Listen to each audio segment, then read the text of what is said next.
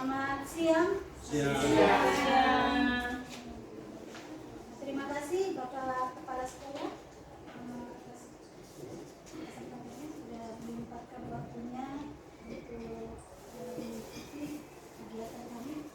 Terima kasih juga kami ucapkan kepada Bapak Ibu Guru yang sudah menyempatkan waktu untuk mengikuti kegiatan kami berupa menyebarkan pemahaman dan penerapan budaya positif di sekolah.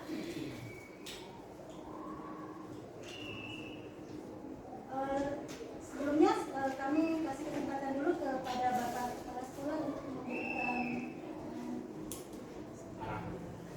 memberikan arahan dan dukungan kepada Bapak. Silakan. Baik, terima kasih atas kesempatan yang diberikan kepada saya. Yang saya hormati ketiga calon guru penggerak kita, Ibu Alvina, Ibu Baryani, sama Ibu Susi. Dan yang saya hormati juga Bapak Ibu peserta yang pada hari ini berkesempatan hadir di tempat ini untuk kita sama-sama akan menyaksikan bagaimana dengan budaya positif yang hari ini ketiga calon guru penggerak kita akan menyampaikan kepada kita semua. Begitu pada kesempatan yang berbahagia ini saya menyampaikan terima kasih kepada Ibu bertiga. Semoga Ibu bertiga selalu dan senantiasa bekerja sama satu dengan yang lain untuk menanamkan budaya positif yang ada di sekolah ini, sekaligus nanti menjadi tolak ukur bagi kita semua untuk kita senantiasa melakukan budaya positif di tempat kita bekerja di Satuan Pendidikan SMP Negeri 6 Kota Sorong. Budaya positif ini saya pikir bukan lagi hal baru buat kita. Sebenarnya kita sudah pernah lakukan. Misalnya kita masuk kelas tepat waktu, kita keluar tepat waktu, itu juga merupakan salah satu bagian daripada budaya positif. Kemudian anak-anak itu zaman sekarang tidak boleh lagi dibentak-bentak, kita harus bicara dengan cara yang halus, ya toh, cara-cara tidak boleh lagi, ya toh, kita harus menyampaikannya dengan cara yang santun. Apalagi kebun binatang keluar semua itu tidak boleh, ya. Sekarang bukan zamannya lagi kebun binatang, sekarang itu eranya kita perlu menanamkan budaya positif yang baik kepada anak-anak. Saya berterima kasih karena kita sudah bisa meminimalisasi kejadian-kejadian yang biasanya berkata-kata tidak baik di kelas itu sudah berkurang.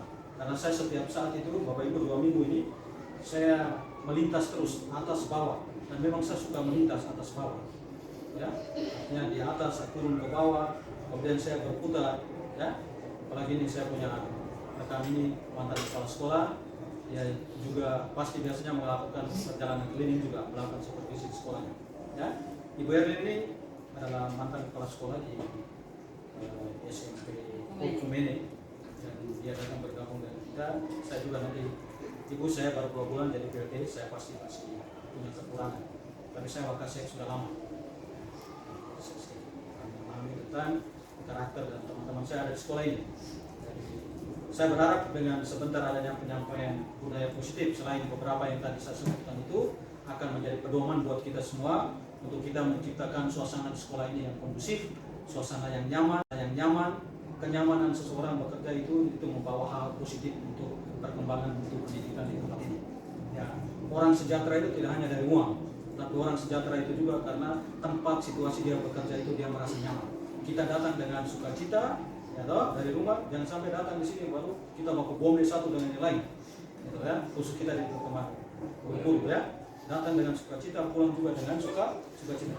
Saya kira begitu ya. Oke, baik. Jadi pada hari ini saya PLT Kepala Sekolah SMP Negeri 6 Kota Sorong membuka dengan resmi acara sosialisasi budaya positif ini yang dilakukan oleh ketiga teman kita dengan resmi. Sukses selalu ya. Ibu Susi, bagaimana bisa untuk tidak apa-apa dan kemarin tidak mendampingi? Tidak bisa. Saya itu kan itu pakai maksud yang kayak itu bisa.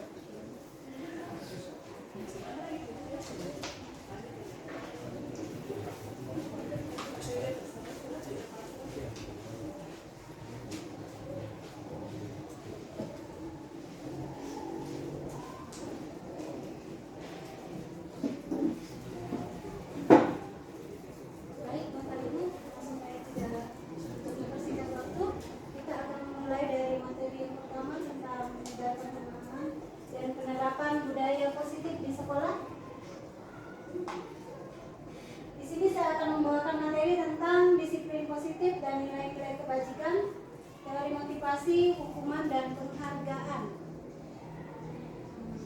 Mungkin di antara Bapak Ibu ada yang bertanya, apa sih makna daripada budaya positif? Makna dari budaya positif yaitu nilai-nilai dari kebiasaan di sekolah yang berpihak pada peserta didik agar dapat berkembang menjadi pribadi yang kritis, penuh hormat, dan bertanggung jawab. Kemudian ada perubahan paradigma atau perubahan pola pikir. Yang pertama, untuk membangun budaya yang positif, sekolah perlu menyediakan lingkungan yang positif. Seperti tadi yang Bapak katakan bahwa kita harus di sekolah kita harus memiliki suasana yang nyaman dan aman, sehingga murid-murid mampu berpikir, bertindak, dan mencipta dengan merdeka, mandiri, dan bertanggung jawab. Kemudian yang kedua, lazimnya disiplin dikaitkan dengan kontrol. Dalam hal ini, kontrol guru dalam menghadapi murid.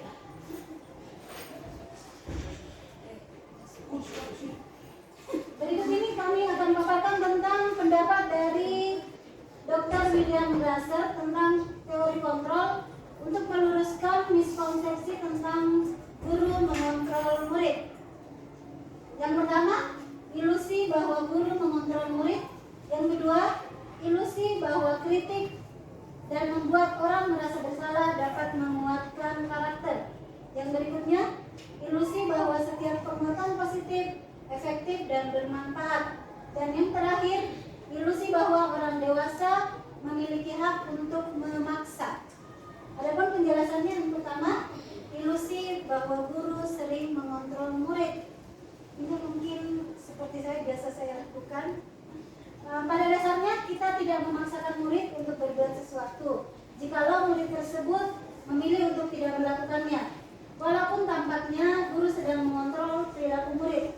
Hal demikian terjadi karena murid tidak mengizinkan dirinya untuk dikontrol. Satu, bentuk kontrol guru menjadi kebutuhan dasar yang dipilih murid tersebut. Misalnya murid yang tidak mau menulis, kita paksa untuk menulis. Mereka menulis itu karena memiliki tujuan. Kira-kira apa tujuannya? Supaya tidak dapat marah dari Bapak Ibu guru di kelas. Kemudian teori kontrol menyatakan bahwa semua perilaku memiliki tujuan, bahkan terhadap perilaku yang tidak disukai. Seperti tadi yang saya bilang, mungkin berikutnya orang lain bisa mengontrol saya. Menurut teori kontrol, yang bisa mengontrol kita adalah diri kita sendiri. Yang berikutnya, saya bisa mengontrol orang lain. Menurut teori kontrol, Anda tidak bisa mengontrol orang lain. Seperti yang tadi saya katakan bahwa yang bisa mengontrol diri kita adalah diri kita sendiri, bukan orang lain. Menurut stimulus respon, pemaksaan ada pada saat rujukan yang gagal. Sedangkan menurut teori kontrol, kolaborasi dan kesepakatan menciptakan pilihan-pilihan yang baru. Mungkin kita bisa di saat kita melakukan kesalahan, kita berkolaborasi dengan siswa, melakukan pendekatan. Kira-kira solusi-solusi apa yang bisa dilakukan untuk mengurangi kesalahan tersebut. Dan yang terakhir, berpikir menang kalah. Sedangkan menurut teori kontrol, berpikir menang dan menang. Jadi tidak ada yang kalah, tidak ada yang menang. Sekarang kita pindah ke disiplin positif. Disiplin positif berasal dari kata disiplina, yang artinya belajar. Disiplin mengacu pada kata disiplin diri yang memiliki tanggung jawab terhadap apa yang dilakukan berdasarkan nilai-nilai yang diyakini. Disiplin positif merupakan salah satu cara penerapan disiplin yang bertujuan untuk menumbuhkan kesadaran serta memberdayakan peserta didik tanpa imbalan, penghargaan, ancaman, atau hukuman. Yang tadi seperti yang dijelaskan di disiplin positif, ada nilai-nilai kebajikan yang ditanamkan dalam disiplin positif. Yang pertama adalah nilai kebajikan dari profil pelajar Pancasila: beriman dan bertakwa kepada Tuhan Yang Maha Esa, berakhlak mulia, mandiri, bernalar kritis, berkebinekaan global, bergotong royong, dan kreatif. Kemudian ada disiplin positif menurut nilai-nilai kebajikan menurut The Seven Essential Virtues. Yang pertama adalah empati, suara hati, kontrol diri, rasa hormat, kebaikan, toleransi, dan keadilan. Dan yang terakhir, nilai-nilai menurut keterampilan hidup. Yang pertama dapat dipercaya, lurus hati, pendengar yang aktif, tidak merendahkan orang lain, memberikan yang terbaik dari diri. Sekarang kita pindah ke motivasi perilaku manusia. Biasanya kita melakukan sesuatu itu karena untuk menghindari ketidaknyamanan atau hukuman. Datang tepat waktu karena kita tidak mau dapat marah. Itu merupakan motivasi dari luar. Yang berikutnya untuk mendapatkan imbalan atau penghargaan dari orang lain. Mungkin siswa ini datang lebih tepat karena mau dapat dipuji sama kan bagus. Hari ini kamu tidak terlambat. Jadi ini merupakan motivasi dari luar, Bapak Ibu. Sementara yang terakhir untuk menjadi mereka yang mereka inginkan dan menghargai diri sendiri dengan nilai-nilai yang mereka percaya. Ini adalah motivasi dari dalam yang kita harapkan nantinya dapat tumbuh baik dari kita sendiri maupun dari siswa-siswa kita. Ini adalah perbedaan antara hukuman, konsekuensi, dan restitusi. Yang pertama, kalau hukuman itu dia tidak terencana dan atau tiba-tiba kita lakukan. Kemudian yang berikutnya, murid tidak tahu apa yang akan terjadi di saat kita menghukum murid. Kemudian yang ketiga, hukuman berupa fisik maupun psikis. Terkadang kita melukai hati murid dengan mungkin berkata-kata yang kita rasa mungkin sudah ini, tapi bagi murid itu termasuk melukai hatinya. Kemudian konsekuensi, kalau konsekuensi itu dia sudah disepakati sesuai dengan aturan, misalnya konsekuensi dari peraturan di sekolah. Murid yang terlambat di atas jam 7 pulang ke rumah, itu adalah konsekuensi yang sudah ditetapkan. Kemudian yang kedua, murid tetap dibuat tidak nyaman. Dan yang terakhir, sikap guru selalu memonitor murid. Kita selalu mengontrol, memonitor dia sekarang terlambat atau tidak. Kemudian yang terakhir adalah restitusi yang kita harapkan nantinya. Yang pertama, proses menciptakan kondisi bagi murid untuk memperbaiki kesalahannya. Dan yang kedua, proses kolaboratif yang mengajarkan murid untuk mencari solusi sendiri. Jadi murid kita ajarkan bagaimana sih supaya yang sudah terlambat, misalnya bagaimana dia bisa mencari solusi supaya dia tidak terlambat lagi ke sekolah. Ada video yang mungkin untuk bisa memperjelas pemahaman kita tentang budaya positif.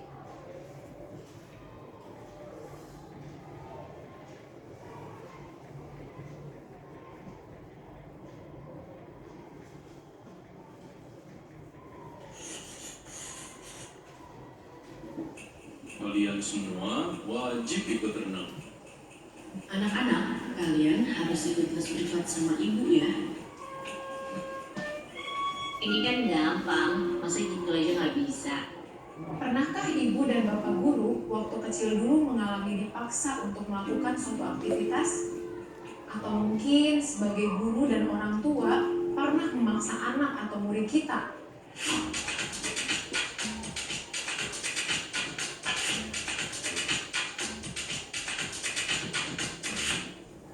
Memaksa terkadang bisa berhasil, setidaknya untuk jangka pendek. Mungkin anak pada saat itu akan melakukannya karena rasa takut. Namun, ada dampak jangka panjang yang mungkin tidak kita sadari, ibu dan bapak guru. Perilaku tidak akan jadi kebiasaan dalam jangka panjang. Perilaku itu hanya akan dilakukan jika ada paksaan dari luar. Karena perilaku tersebut bukan muncul dari kesadaran internal. Kedua, akan hilang ketertarikan bahkan muncul antipati terhadap kegiatan yang dipaksakan. Misalnya anak yang dipaksa les musik, mungkin malah akan muncul antipati pada musik. bukan karena musiknya, tetapi karena pemaksaannya. Yang ketiga, kemerdekaan berekspresi dan potensi anak menjadi terbatas. 3 dampak pemaksaan yang ibu dan bapak guru saksikan tadi tentu saja bertolak belakang dengan perilaku disiplin yang kita harapkan. Ki Hajar Dewantara menyiratkan bahwa disiplin yang kuat adalah syarat utama untuk mencapai kemerdekaan. Dalam konteks pendidikan, untuk menciptakan murid yang merdeka diperlukan disiplin yang kuat, yaitu disiplin diri dan memiliki motivasi internal. Sementara merdeka menurut Ki Hajar Dewantara yaitu tidak hanya terlepas dari perintah, akan tetapi juga cakap buat memerintah diri sendiri. Hal yang sama diungkapkan oleh Diane Gozen, bahwa disiplin diri dapat membuat seseorang menggali potensinya menuju kepada suatu tujuan, sesuatu yang dihargai dan bermakna. Sebagai pendidik, kita sebaiknya menerapkan cara-cara yang lebih positif ketika meminta murid melakukan sesuatu tanpa harus memaksa. Di antaranya dengan melakukan hal-hal sebagai berikut. Yang pertama, mengajak atau mendorong murid melakukan kegiatan yang membuat mereka senang. Yang kedua, membantu murid untuk menemukan inspirasinya. Dan yang ketiga, membuka ruang dialog dengan murid. Nah, Ibu dan Bapak Guru, sekarang mari kita refleksikan bersama. Apakah kita cenderung memaksa murid untuk patuh mengerjakan sesuatu? Atau dengan kita melakukan cara-cara lain yang membuat murid merasa senang dan dihargai dalam mengerjakan sesuatu? Bagaimana rasanya ketika melakukan sesuatu tanpa dipaksa? Lalu, cara seperti apa yang ingin Ibu dan Bapak Guru praktikan di kelas? Selamat bertemu Ibu dan Bapak Guru hebat. Salam dan bahagia.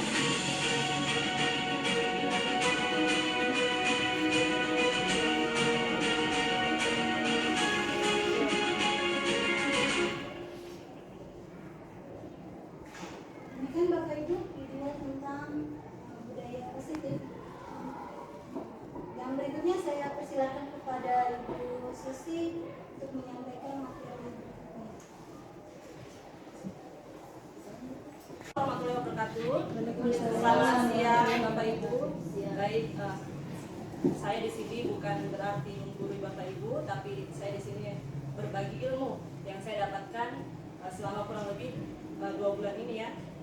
Pendidikan guru penggerak, dan ini modul 1.4 tentang budaya positif, dan memang materinya banyak, makanya kita berbagi materi dan giliran saya untuk menjelaskan tentang keyakinan kelas. Baik Bapak Ibu, kita mulai saja. Next.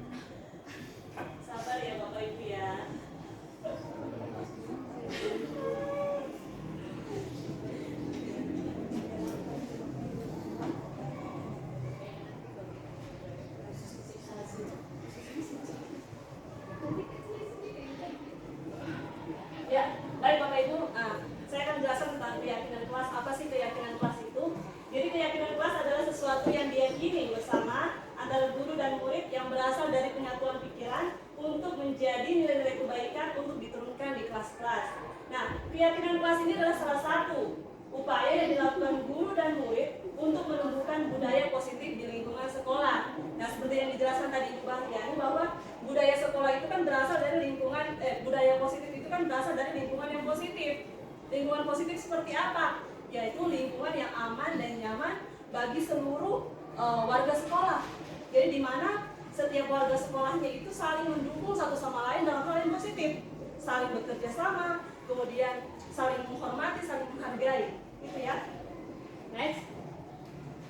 Nah, mengapa keyakinan kelas? Mengapa tidak peraturan kelas saja? Jadi kan awal dari keyakinan kelas ini kan berawal dari peraturan kelas. Kalau dulunya mungkin kita sebut peraturan kelas, kemudian diganti lagi menjadi kesepakatan kelas. Nah, diganti lagi menjadi keyakinan kelas. Bedanya di mana? Bedanya ya, kalau peraturan itu kan biasanya kalau kita guru nih, kita yang buat kan? Kita yang buat nih. Terus murid wajib harus mentaati peraturan tersebut. Nah, kalau keyakinan kelas ini dibuat bersama kita dan juga murid. Kita buat kesepakatan apa? Kemudian nilai-nilai apa yang dituju dari peraturan tersebut atau kesepakatan tersebut. Jadi, mengapa keyakinan kelas? Mengapa tidak peraturan kelas saja? Jadi karena keyakinan merupakan nilai-nilai kebajikan universal yang disepakati secara tersirat dan tersurat, lepas dari latar belakang suku, negara, bahasa maupun agama. Kemudian, keyakinan akan lebih memotivasi seseorang dari dalam atau memotivasi secara intrinsik. Seseorang akan lebih tergerak dan bersemangat untuk menjalankan keyakinannya daripada hanya sekedar mengikuti serangkaian peraturan. Sama seperti misalkan begini Bapak Ibu ya. Mengapa sih ada peraturan tentang penggunaan helm untuk kendaraan bermotor? Menurut Bapak Ibu? Ya, mengapa ada peraturan tentang penggunaan helm? Ya, nilai-nilai apa yang dituju di situ? Nilai-nilai apa yang dituju penggunaan helm itu? Tentunya nilai keselamatan. Iya. Kemudian penggunaan masker, misalkan pada saat COVID kemarin, penggunaan masker, mencuci tangan setiap saat, itu apa? Nilai-nilai apa yang terkandung di dalamnya itu? Kenapa kita buat peraturan seperti itu? Nah, kesehatan dan juga keselamatan. Jadi seperti itu keyakinan kelas, ya. Bukan hanya kita kasih peraturan, tapi tidak tahu nih nilai-nilai apa yang dituju di sini. Nah, seperti itu. Oke, next. Nah, pembentukan keyakinan sekolah atau keyakinan kelas. Yang pertama, keyakinan kelas bersifat lebih abstrak daripada peraturan yang lebih rinci dan konkret. Kemudian, keyakinan kelas berupa pernyataan-pernyataan universal yang dibuat dalam kalimat positif. Nah, Bapak Ibu garis bawah ya, kalimat positif. Jadi tidak kita gunakan lagi kata jangan atau tidak boleh. Itu kan kalimat negatif. Jadi diganti. Contohnya misalkan tidak boleh terlambat, itu kan peraturan nih. Tidak boleh terlambat. Nah, untuk keyakinan kelas kita ganti menjadi kalimat positif. Datang tepat waktu. Gitu. Jadi memang harus positif semua ya. Oke, kemudian keyakinan kelas hendaknya tidak terlalu banyak ya, sehingga mudah diingat dan dipahami oleh semua warga kelas. Kemudian pembuatan keyakinan melibatkan semua warga kelas melalui kegiatan curah pendapat. Itu tadi yang saya sampaikan, bersama-sama. Bukan hanya guru saja, tapi guru dan juga murid bersama-sama. Ya, jadi kita arahkan, coba peraturan apa yang kamu mau di kelas ini. Nanti baru kita sama-sama berembuk, oh ini nilai kebaikannya apa, nilai kebaikannya apa, gitu ya. Kemudian bersedia meninjau kembali keyakinan kelas dari waktu ke waktu. Next. Nah, bagaimana sih prosedur pembentukan keyakinan sekolah atau keyakinan kelas? Yang pertama, mempersilahkan warga sekolah atau murid-murid di sekolah atau kelas untuk bercurah pendapat tentang peraturan yang perlu disepakati di sekolah atau kelas. Untuk ini bisa dipahami ya Bapak Ibu ya. Kemudian, nah setelah mereka bercurah pendapat, nah kemudian mencatat semua masukan-masukan murid ataupun warga sekolah di papan tulis atau di kertas besar, ya, atau kertas ukuran poster, di mana semua anggota atau warga sekolah bisa melihat hasil curah pendapatnya. Oke, kemudian yang ketiga, susunan keyakinan kelas sesuai prosedur pembentukan keyakinan sekolah atau kelas. Gantilah kalimat-kalimat dalam bentuk negatif menjadi positif. Ya, contohnya seperti tadi itu ya. Ini contohnya kalimat negatif. Jangan berlari di kelas atau di koridor. Nah, ini ada kata jangan. Makanya ini namanya negatif. Makanya kita ubah kalimat negatif menjadi kalimat positif, yaitu berjalanlah di kelas atau di koridor. Ya, lanjut. Nah, kemudian setelah itu tinjau kembali daftar curah pendapat yang sudah dicatat. Anda mungkin akan mendapati bahwa pernyataan yang tertulis di sana masih banyak yang berupa peraturan-peraturan. Ya namanya anak-anak ya, mungkin belum paham ya, masih butuh sesuatu. Butuh pitis. Iya. Apa saja sih ya? 5 kebutuhan dasar manusia. Ya, kita lihat dulu ini dari filosofi Ki Hajar Dewantara, Bapak pendidikan kita ya. Jadi di sini dia mengatakan bahwa kita ambil contoh perbandingannya dengan hidup tumbuh-tumbuhan seorang petani ya. Dalam hakikatnya sama kewajibannya dengan seorang pendidik. Jadi kita diibaratkan sebagai petani nih, ya, guru sebagai petani. Yang menanam padi misalnya hanya dapat menuntun tumbuhnya padi, ya. Ia dapat memperbaiki kondisi tanah, memelihara tanaman padi, memberi pupuk dan air, kemudian membasmi ulat-ulat atau jamur-jamur yang mengganggu hidup tanaman padi dan sebagainya. Jadi kita tuh hanya menuntun saja sih sebenarnya. Ya, jadi kita harus tahu nih kebutuhan murid itu apa sih sebenarnya? Apa yang mendasari perilaku mereka? Pasti ada kebutuhan yang tidak terpenuhi sehingga akhirnya mereka melakukan perilaku-perilaku yang tidak baik. Nah, lanjut. Nah ini yang tadi.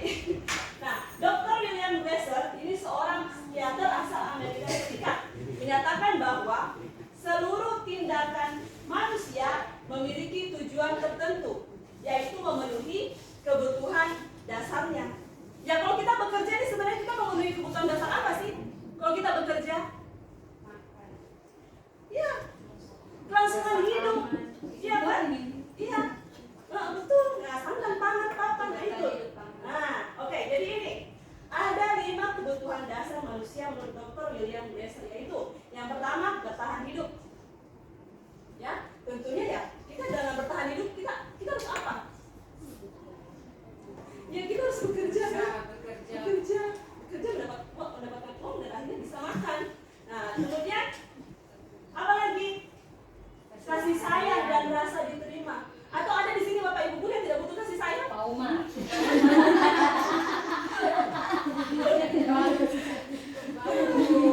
Pasti semuanya masih butuh namanya kasih sayang, masih butuh namanya rasa ingin diterima, ya, diterima dalam kelompok misalnya pun misalnya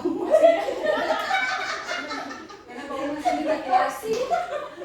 Oke, masih itu sama nih, saya jelaskan tadi dulu ya. Kemudian ada namanya kebutuhan penguasaan, kemudian kebutuhan kesenangan dan juga kebebasan. Oke, saya jelaskan satu-satu. Mulai. Nah, yang pertama ini ya, kebutuhan bertahan hidup. Ya, kebutuhan bertahan hidup atau survival adalah kebutuhan yang bersifat fisiologis untuk bertahan hidup. Misalnya kesehatan, rumah, dan makanan. Kebutuhan untuk merasa aman juga termasuk dalam kebutuhan bertahan hidup. Jadi kalau macam bertahan hidup, kalau untuk kasus siswa misalkan ya, siswa itu tidak akan bisa belajar dengan baik kalau misalkan dia ke sekolah dalam kondisi lapar. Betul. Guru juga. Bukan hanya murid ya, guru juga ya sebenarnya ya. Jadi nanti mungkin akhirnya itu karena dari rumah lapar, akhirnya di rumah di sekolah mungkin tidak bisa konsentrasi belajar. Iya, akhirnya terjadilah perilaku yang tidak baik. Nah, akhirnya kita sebagai guru ini harus menelusuri nih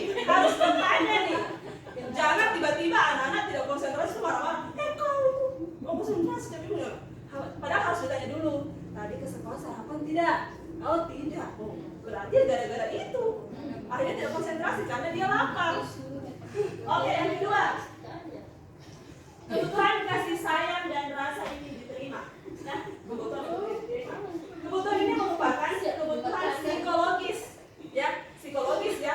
Kalau yang tadi bertahan hidup kan fisiologis ya, ini psikologis. Apa ya? Dengan jiwa gitu ya. Kebutuhan ini juga meliputi keinginan untuk tetap terhubung dengan orang lain seperti teman, keluarga, pasangan hidup, teman kerja, binatang peliharaan, dan kelompok di mana mereka tergabung. Kemudian, nah, murid-murid ya yang memiliki kebutuhan dasar kasih sayang dan rasa ingin diterima yang tinggi biasanya ingin disukai dan diterima oleh lingkungannya. Ya, mereka juga akrab dengan orang tuanya. Biasanya mereka belajar karena suka pada gurunya. Kemudian mereka juga biasanya suka bekerja dalam kelompok ini karena dia butuh sebenarnya namanya rasa ingin diterima. Ya.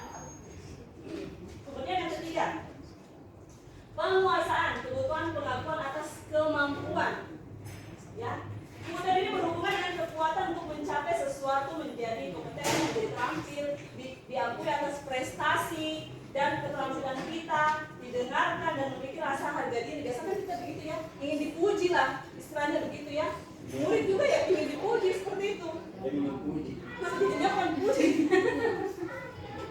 Terlalu sering dipuji aja jadi makan puji. Gitu ya.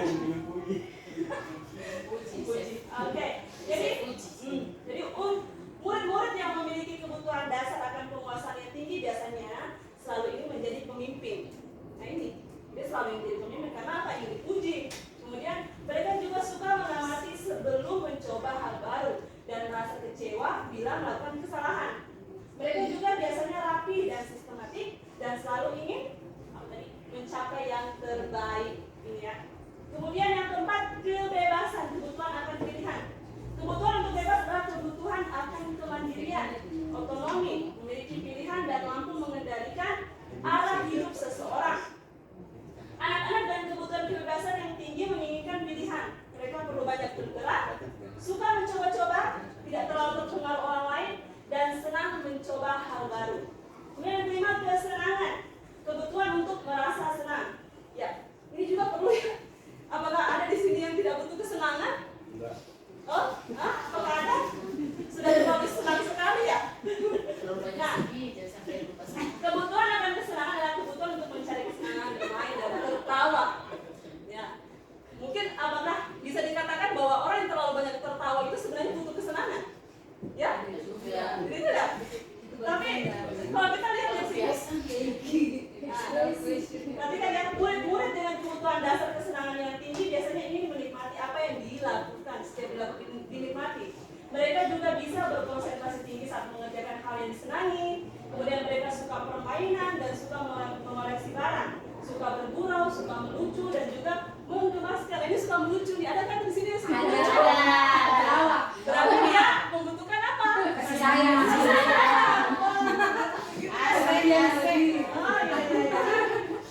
Kenapa dia mati? Saya sudah. Ya demikian. Sudah. Oh, tidak terasa ya. Baik Bapak Ibu, terima kasih banyak. Selanjutnya saya kembali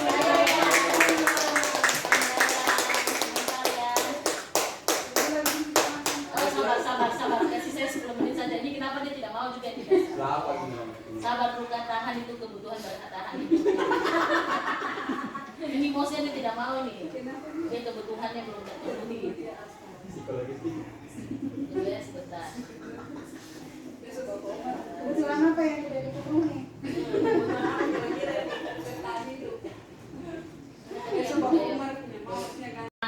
Posisi kontrol. Ada 5 posisi kontrol yang sebenarnya nanti Bapak Ibu tuh bisa menanyakan kembali, bisa menjawab diri kembali.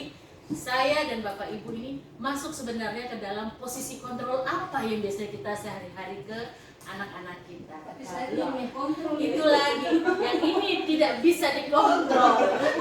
kayaknya ada kebutuhan dasar itu. Iya, kebutuhan laptop baru.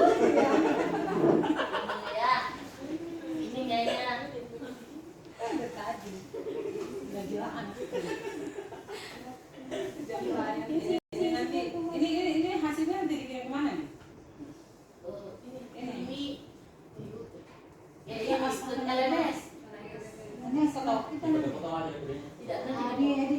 Saya punya foto agak ibu sedikit.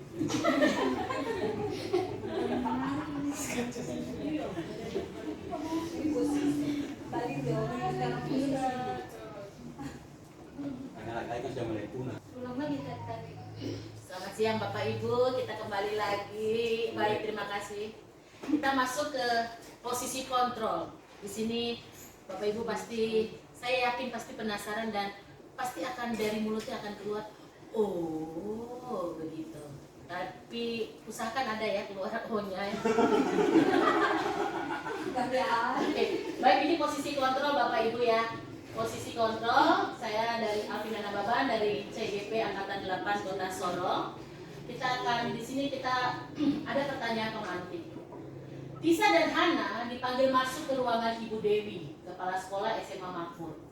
Ibu Dewi baru saja mendapatkan pengaduan dari Ibunda Tisa bahwa Hana menggunakan kata-kata kasar dan merendah-rendahkan Tisa di sosial media. Bila Anda adalah seorang kepala sekolah, penerapan disiplin apakah yang Anda lakukan untuk kasus Hana dan kasus Anto?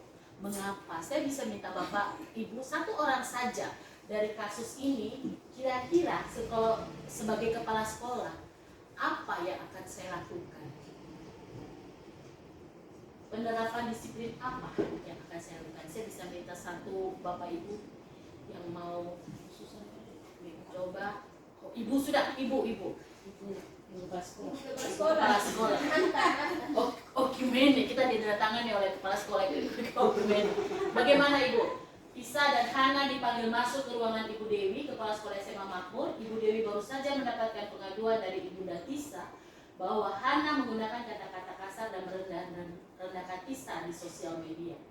Bila Anda adalah seorang kepala sekolah, penerapan disiplin apakah yang Anda lakukan untuk kasus Hana dan Anto? Bagaimana Ibu?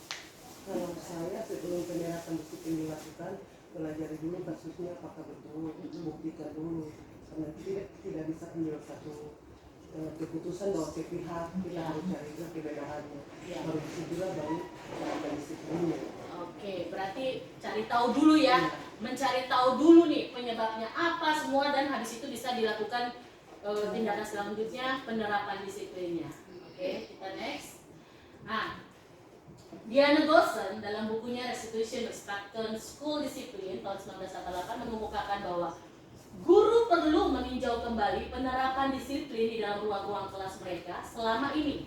Apakah telah efektif? Apakah berpusat, memerdekakan, dan memandirikan murid? Bagaimana dan mengapa?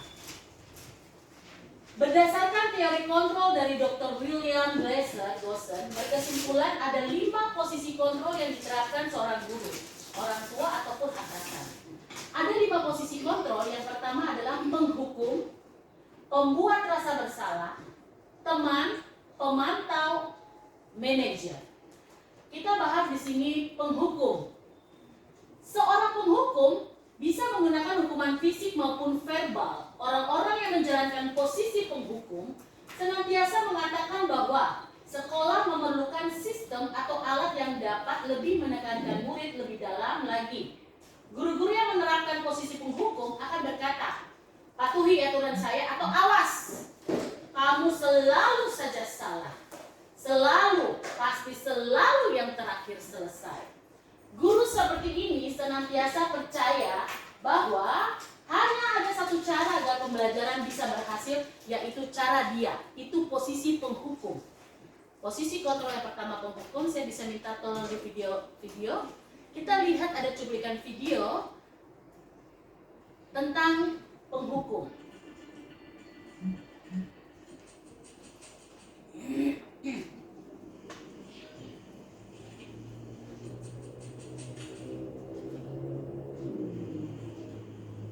Naren! Sini kamu! Selalu terlambat. Kamu deh, pasti terlambat. Maaf Bu, saya Apa?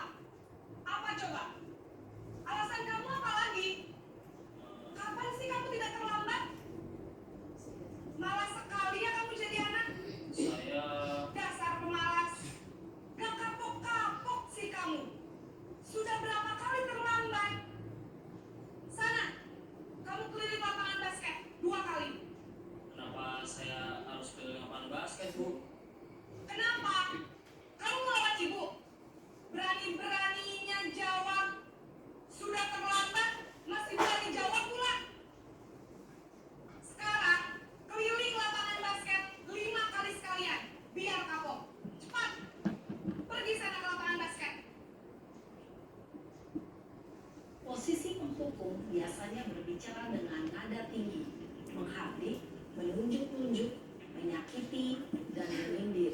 Hukuman bisa berupa fisik maupun psikis. Ibu dan bapak guru hebat. Dampak yang terjadi pada murid ketika guru berada pada posisi penghukum adalah murid cenderung akan memberontak, bahkan menyimpan dendam. Bisa dipaus?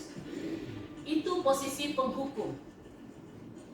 Kita masuk ke posisi yang kedua, itu bisa dipaus ya. Kita masuk ke posisi yang kedua adalah next. Posisi kontrol pembuat merasa bersalah. Pada posisi ini biasanya guru akan bersuara lebih lembut. Pembuat rasa bersalah akan menggunakan keheningan yang membuat orang lain merasa tidak nyaman, bersalah atau rendah diri. Kata-kata yang keluar dan dengan lembut akan seperti, ibu sangat kecewa sekali dengan kamu. Berapa kali ibu harus memberitahu kamu. Gimana coba kalau orang tua kamu tahu kamu berbuat begini? Di posisi ini, murid akan memiliki penilaian diri yang buruk tentang diri mereka. Murid merasa tidak berharga dan telah mengecewakan orang-orang yang disayanginya. Itu posisi kontrol pembuat merasa bersalah. Kita bisa melihat cuplikan videonya.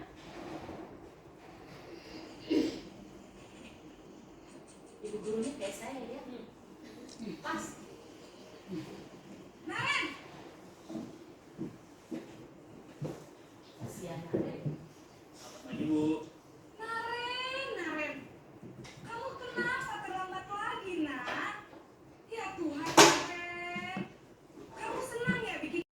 Duh, Gusti Naren. Kamu suka ya kalau ibu tegur bapak kepala sekolah? Terus, sekarang ibu harus tulis apa ini di buku absen? Ini kamu sudah sering terlambat loh. Ibu harus apa coba? Maaf Bu.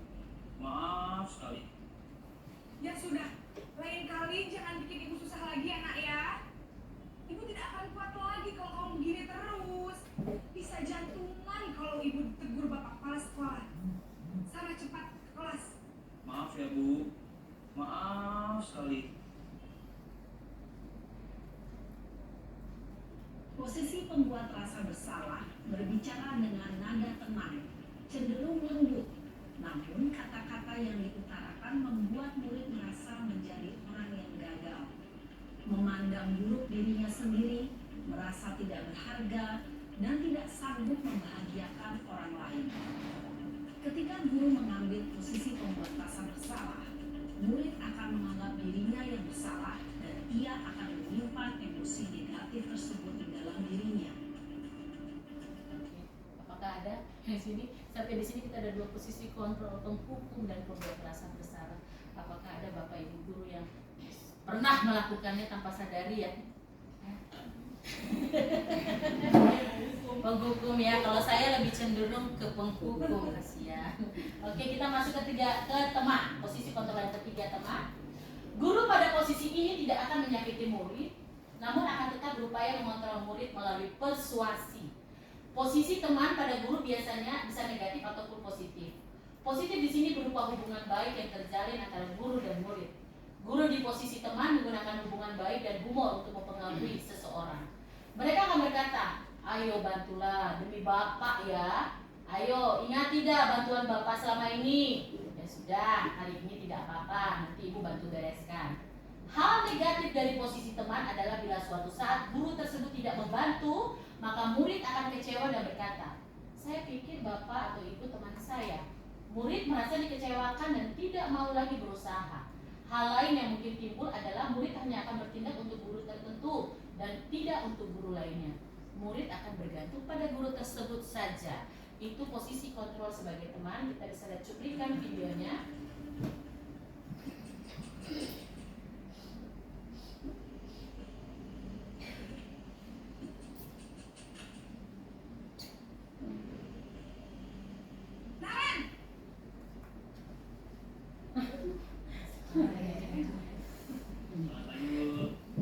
Wah, sudah jam berapa ini nak? Terlambat lagi ya sayang. Iya Bu. Habis. Pasti ini bukan posisi kontrol yang biasa saya lakukan.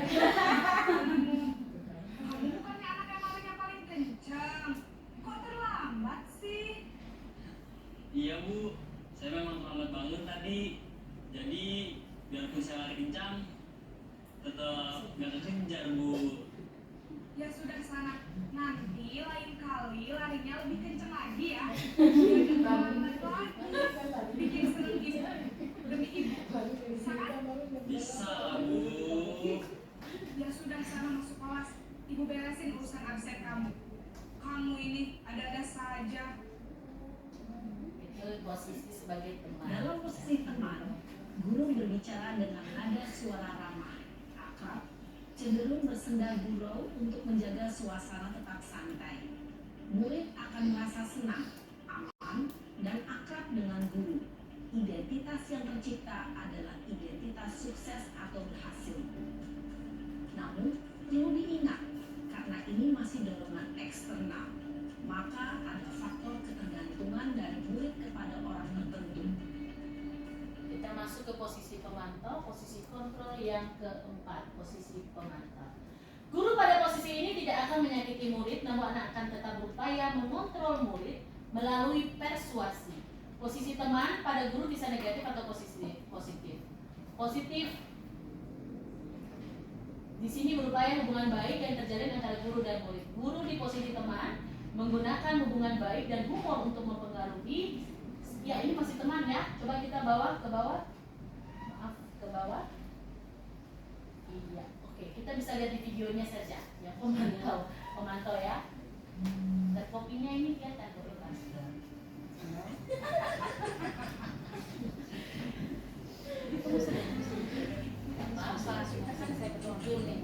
Ya, ini posisi pemantau ya. Naren kena lagi.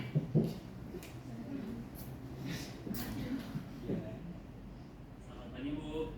Naren, apa peraturan sekolah kita tentang jam berapa kita harus masuk sekolah, nak? Kita harus di sekolah jam 7 Bu. Iya betul, sekarang sudah jam 7.20. Naren sudah tahu konsekuensinya jika terlambat hadir. Paham Bu. Saya harus tinggal kelas pas jam istirahat selama 20 menit. Iya benar, konsekuensinya demikian. Jadi nanti jam 9.30 pas istirahat, kamu harus tinggal di kelas, kerjakan tugas tambahan untuk ketertinggalan kamu, ya? Baik Bu. Posisi pemantau mengandalkan penghitungan atau data untuk mengontrol murid. Guru mengarahkan murid berdasarkan peraturan dan konsekuensi. Seorang pemantau menunjukkan bahasa tubuh dan ekspresi wajah yang datar dan cenderung formal. Oke, itu posisi yang keempat. Kita masuk ke posisi kelima adalah sebagai posisi manajer. Perlu Bapak Ibu ketahui, posisi kelima ini adalah posisi manajer. Kita diharapkan guru ada di posisi tersebut, posisi manajer.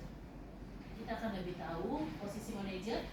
Manajer adalah posisi di mana guru berbuat sesuatu bersama dengan murid. Mempersilahkan murid mempertanggungjawabkan perilakunya, mendukung murid agar dapat menemukan atas permasalahannya sendiri.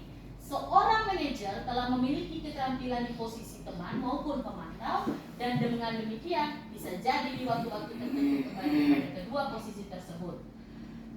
Namun kita bisa, bila kita menginginkan murid-murid kita menjadi manusia merdeka, mandiri dan bertanggung jawab, maka kita perlu mengacu kepada restitusi yang dapat menjadikan murid kita seorang manajer bagi dirinya sendiri. Di manajer murid diajak untuk ke bawah menganalisis kebutuhan dirinya maupun kebutuhan orang lain. Di sini penekanan bukan pada kemampuan membuat konsekuensi, namun dapat berkolaborasi dengan murid bagaimana memperbaiki kesalahan yang ada. Seorang manajer akan berkata, apa yang kita yakini? Apakah kamu meyakininya? Jika kamu meyakininya, apakah kamu bersedia memperbaikinya? Jika kamu memperbaiki ini, hal ini menunjukkan apa dirimu? Apa rencana kamu untuk memperbaiki hal ini? Tugas seorang manajer bukan untuk mengatur perilaku seseorang. Kita membimbing murid untuk dapat mengatur dirinya. Seorang manajer bukannya memisahkan murid dari kelompoknya, tapi mengembalikan murid tersebut ke kelompoknya dengan lebih baik dan kuat. Cuplikan videonya.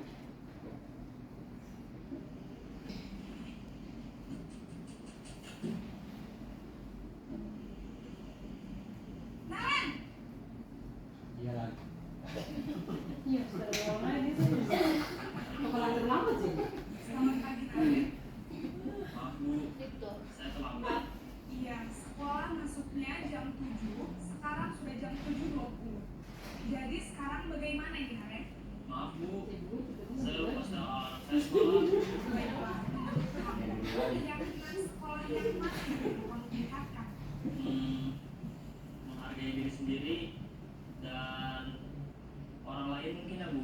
Setuju. Jadi, apakah Naren meyakini prinsip saling menghormati tersebut? Iya Bu, saya meyakininya. Apakah Naren bersedia memperbaiki masalah keterlambatan ini? Bersedia Bu. Bagaimana kamu akan memperbaiki masalah keterlambatan ini? Saya akan coba untuk tidak lupa menyetel alarm saya Bu. Baik, kalau Naren lupa menyetel alarm di rumah, ada orang yang kira-kira bisa bantu mengingatkan tidak? Ada Bu, kakak saya, Kak Emma. Ada lagi selain Kak Emma? Selain Kak Emma, ada ibu saya. Baik, jadi yang mengingatkan adalah Kak Emma dan ibu kamu ya? Kira-kira akan mulai setel alarm kapan nih Naren? Setelah pulang sekolah, akan segera saya lakukan. Baik, jadi Naren akan setel alarm untuk bangun besok pagi dan akan diingatkan oleh kakak dan ibunda Naren ya. Ada lagi yang mungkin perlu dilakukan Naren agar tidak terlambat bangun lagi? Tidak ada Bu. Baik Naren, terima kasih untuk kerjasama kamu. Sekarang kamu perlu kembali ke kelas untuk belajar. Baik Bu, terima kasih. Posisi manajer adalah posisi kontrol yang disarankan untuk membimbing murid memiliki sikap disiplin yang positif, yaitu murid yang mandiri, bertanggung jawab, dan dapat memecahkan masalah. Tujuan dari posisi ini adalah agar murid dapat berefleksi atas tindakannya. Guru akan dengan terus memberikan pertanyaan-pertanyaan. Tantangannya bisa dipraktekkan besok.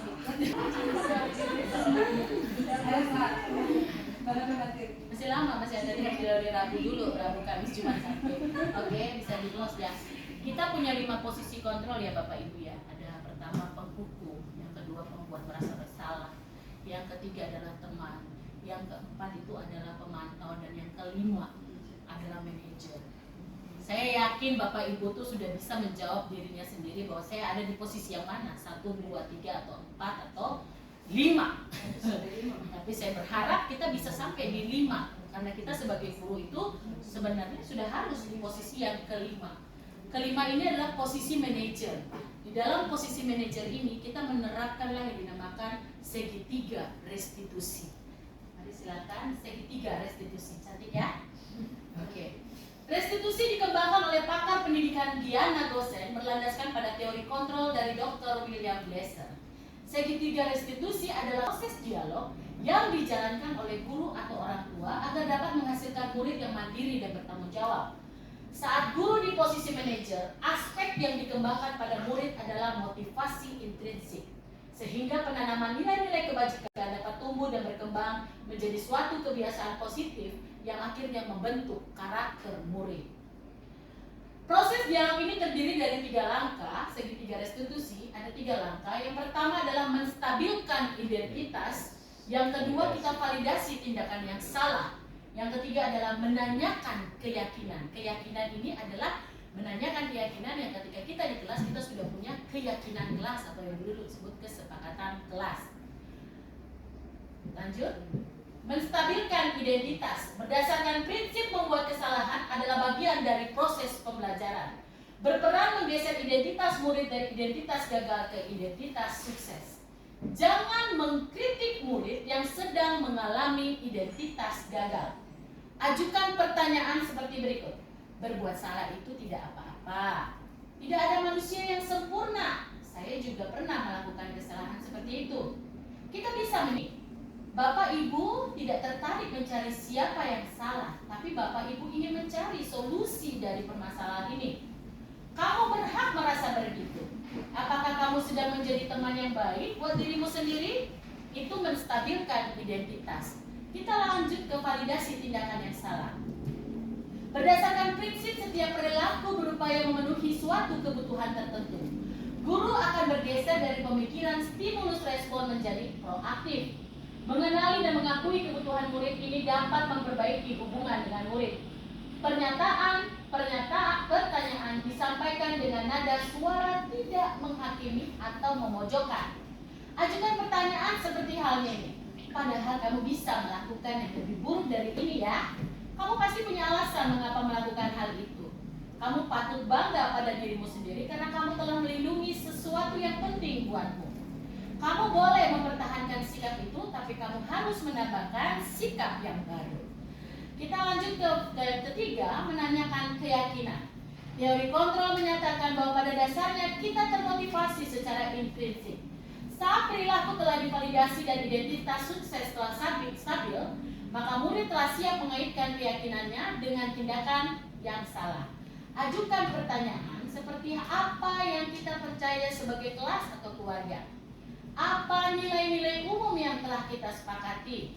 Apa bayangan yang kita tentang kelas yang ideal? Kamu mau jadi orang yang seperti apa? Penting untuk menanyakan ke anak kehidupan seperti apa nantinya yang mereka inginkan. Apa ingin menjadi orang yang sukses, bertanggung jawab, atau bisa dipercaya? Berikut ada cuplikan tentang saya ketika Habisnya Biba sudah mencontek tugas-tugas yang saya kerjakan setelah baru. Jadinya kan saya kesal gitu. Ya, wajarlah kalau Siren marah sama Miguel. Ibu juga kalau seperti Siren gitu juga pasti ibu akan melakukan hal yang seperti itu. Terus kamu lakukan apa sama Miguel? Saya marah-marahin Biba tuh dengan suara tinggi dan kata-kata kasar dan memukul meja dengan keras. Begitu. Pasti ada alasannya ya Siren melakukan hal tersebut. Boleh ibu tahu alasannya apa? Ya Bu, masa saya nggak bisa jadi dan Biba mencontek tugas-tugas saya. Saya kan sudah menyelesaikan tugas-tugas saya dengan susah payah, tapi Biba dan sengaja mencontek tugas-tugas saya tanpa mau berusaha untuk mengikuti. Wajarlah ya kalau Siren marah sama Miguel karena tidak rela nih kalau tugas-tugasnya dicontek sama Miguel ya. Padahal Siren itu kan sudah berusaha payah mengerjakannya. Ibu sangat menghargai apa yang telah Siren lakukan. Bisa saja Siren melakukan hal yang lebih buruk lagi. Misalnya memukul Miguel atau mencubit Miguel, ternyata Siren tidak melakukannya ya. Nah sekarang ibu mau tanya dulu nih. Coba Siren pikirkan, apakah tindakan yang dilakukan oleh Siren itu yang memarah-marah ya sampai memukul meja itu sesuai nggak dengan keyakinan kelas yang kita telah sepakati? Menurut Siren nih, keyakinan kelas apa yang telah dilanggar oleh Siren? Menghormati dan menghargai keputusan. Ya, betul. Menurut Siren ini kan saling menghormati dan menghargai antar teman itu penting nggak buat Siren? Baik. Kamu bersedia nggak ke depannya itu akan memperbaiki masalah ini Siren? Apa yang akan Siren lakukan untuk memperbaiki masalah ini? Saya harus berusaha Bu, dan anak-anak saya di depannya ada teman-teman saya yang mencontek tugas saya. Saya akan melaporkannya ke wali kelas atau guru mata pelajaran. Betul sekali apa yang telah Siren lakukan. Oke, tetap semangat. Sekarang Siren dapat kembali ke kelas, mengikuti pelajaran. Guru sedang menunggu Siren ya. Ingat dengan Siren ya. Siren akan memperbaiki apa yang telah Siren lakukan. Oke, terima kasih Siren. baik Bapak Ibu, luar biasa sekali ya.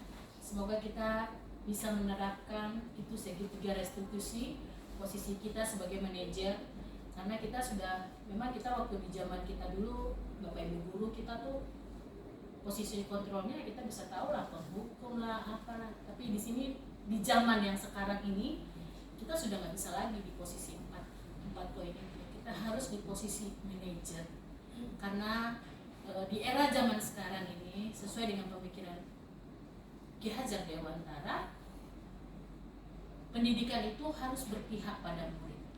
Anak-anak itu berhak untuk bahagia. Anak-anak itu berhak untuk bahagia. Mereka mempunyai kodrat, punya karakteristik yang berbeda-beda. Dari situ kita sebagai guru bisa menempatkan diri kita, posisi kontrol kita sebagai manajer. Sulit? Pasti. Saya juga merasa bahwa sulit, tapi itu tugas kita sebagai guru menuntun, membimbing anak-anak kita. Saya harap materi yang tadi telah disampaikan oleh Ibu Bahriani tentang budaya positif, Ibu Susi tentang kebutuhan dasar kita, anak-anak kita yang harus dipenuhi, keyakinan kelas, posisi kontrol, segitiga restitusi, bisa membuka kembali wawasan Bapak Ibu guru untuk anak-anak kita, dari lingkungan sekolah dulu. Kita bisa menjadi yang lebih baik lagi. Kita jadinya tahu lagi apa yang harus kita lakukan, menerapkan budaya positif di lingkungan sekolah kita. Dimulai dari mana? Dimulai dari diri kita dulu sendiri. Tidak usah mengharapkan orang lain dulu, dari kita sendiri. Menggunakan kata-kata yang sopan, menggunakan kata-kata yang semangat, tidak lagi mengucapkan kata-kata kalimat yang negatif. PR besar, PR juga buat saya. Terima kasih buat Bapak dan Ibu yang telah menyiapkan waktunya. Mari saya persilakan Ibu Bahriani dan Ibu Susi. Kita sama-sama di depan. Buat kesediaan waktunya, membagi praktik baik kepada Bapak dan Ibu. Kita akan berjumpa di pertemuan berikutnya. Semoga apa yang kita dapat materi di saat ini bisa kita lakukan mulai dari esok hari. Pelan saja, mulai dari kecil. Lebih baik dari kecil kita mulai daripada tidak sama sekali. Terima kasih. Dan yang mau diucapkan? Terima kasih.